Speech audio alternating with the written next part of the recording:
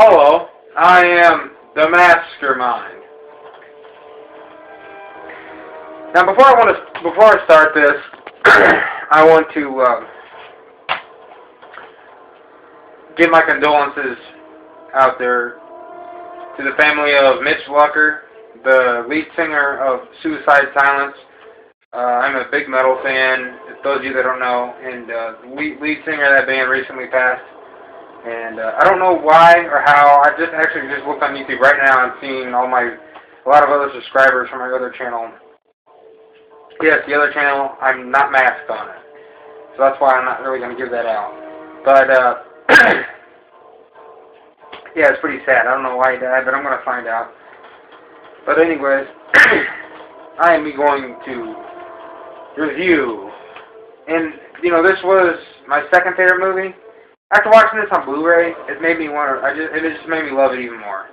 So now I have upgraded this to my absolute favorite movie, and Return of the Jedi is almost a tied second. I mean, it's not really changed at all. I mean, I love Return of the Jedi just as much as I did before, but I don't know. This I just gotta make one. I gotta make this my favorite movie of all time. I really do. If you guys have not picked this up, definitely pick this up. It's the Blu-ray of Event Horizon. Now this is, looks kind of like the same as the DVD, but now this is the original cover. The original cover looks like that, kind of, with the ship and then the two guys in the front. No, like back here you see. And by the way, guys, if you can't really tell, but this picture is so clear on this TV. It's amazing. I know you can't really tell from there, but it just looks incredible. And it's so fucking bright and just clear picture, clean looking. Event Horizon on blue, and this is the standard edition. There goes my text messages. This is the standard edition, but I'll tell you what, this looks incredible on blue.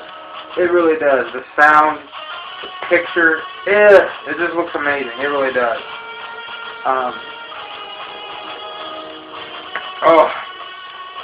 Yeah, there's a scene at the very beginning of this where the ship, the Event Horizon, is in the orbit of Neptune, and it's at the very beginning. I don't know what I'm talking about, but for some reason that just looks really cool. If you guys aren't familiar with this movie, this is about, I could talk to you all day about this movie.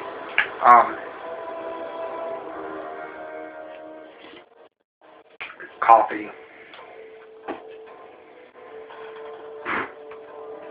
Okay. This is about the salvage crew, and they get like a signal from this ship that was supposedly the ship that was called the Event Horizon, which was supposedly got blown up and destroyed 7 years ago. This movie takes place in 2047, and like I said, the Event Horizon supposedly blew up, exploded, or whatever. They come to find out that it's not true, that it disappeared, and they just thought it blew up because they just thought it blew up, whatever. So they get a beacon or a signal from the ship, and they make the 56-day trip to Neptune to salvage this ship, or go and see if there's any survivors. And obviously there's no survivors. The ship's in a deep cold, no gravity. They find it. It's a really cool looking ship. That's a ship in the background of the Event Horizon. Looks really cool. It's probably one of the coolest ship designs I've ever seen. It really is. Massive ship. And it's kind of just orbiting around Neptune, just kind of just sitting there in the clouds of Neptune, just orbiting. Basically what happened was, I have to explain this one. The ship's designer, God damn it, my face itches. Sam Neill, the guy who played Dr. Grant from Jurassic Park, plays Dr. Weir. He's the builder of this thing in the ship called a gravity drive, which bends space and time. Let me see if I can kind of explain this to you. Okay, well I can't. Yeah, let's say here's a this is only this is stupid, but this is the only real way I can explain this so you understand. Let's say this is a piece of paper, or let's just say this is space. Okay, you want to get to one location on the other. There's one part of the galaxy you want to get to. The other location is on the other side of the galaxy. So what the gateway does is it folds time and space, and then the spacecraft can pass through that hole and instantly be on the location that it wants to go. So basically this ship goes to hell and back. It goes. They activate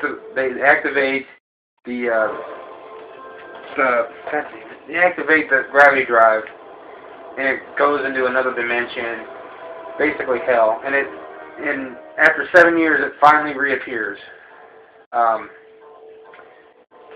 And then they finally get the signal coming from the ship after 7 years because it reappeared. And just the shit that goes on in the ship is just awesome. Like, basically, the ship is kind of like haunted or possessed, if you will. Like it fucks with you. Like the ship knows your deepest, darkest fears. And it fucks with you that way. Like it knows your fears, and every one of the crew end up getting killed off one by one. There's this really cool scene, guys, where this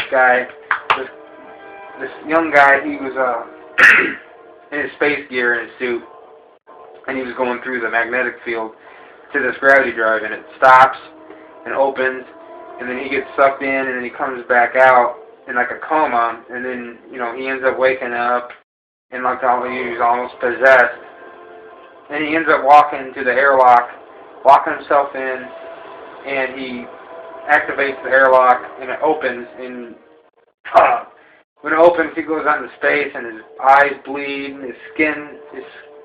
Oh, man, it's really cool, guys. You gotta check this movie out if you haven't seen it. And if you have seen it, definitely check the Blu-ray out, because it looks really good on Blu. It really does. I love it.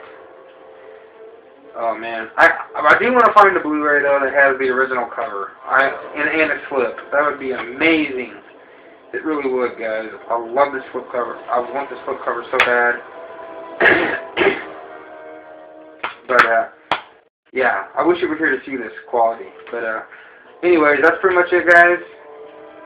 See you later.